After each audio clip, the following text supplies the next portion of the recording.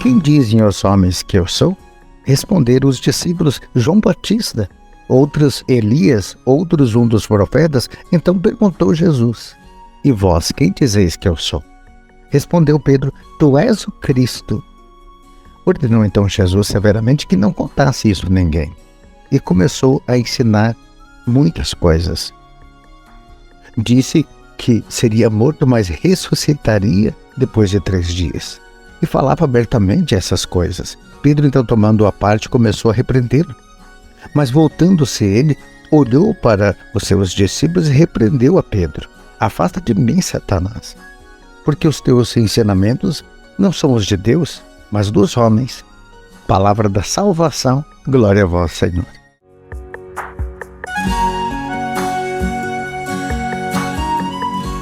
Veja que ontem, quarta-feira, nós meditamos sobre aquela cegueira espiritual, não reconhecer a Jesus Cristo, não reconhecer a ação de Deus é uma cegueira. Porém, os próprios discípulos são afetados com essa cegueira. Veja que o Evangelho começa a falar dessa proclamação de fé. Pedro reconhece quem é Jesus. Que lindas palavras de Pedro quando ele diz: Tu és o Cristo, o Filho de Deus, o Messias.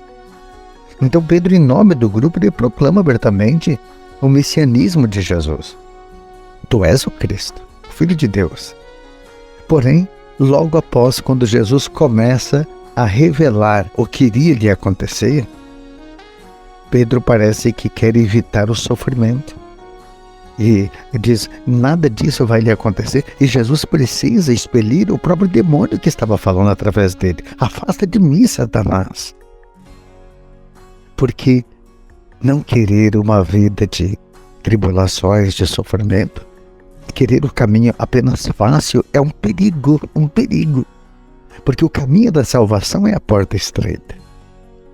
Repare que Jesus consegue aqui perceber que era o próprio demônio falando através de Pedro: afasta de mim.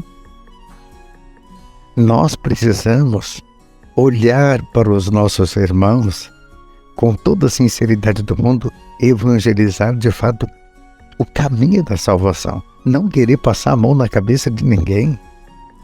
Não querer, às vezes, o caminho mais fácil nem para nós nem para os outros, mas anunciar que o sofrimento, a cruz, é o caminho da salvação.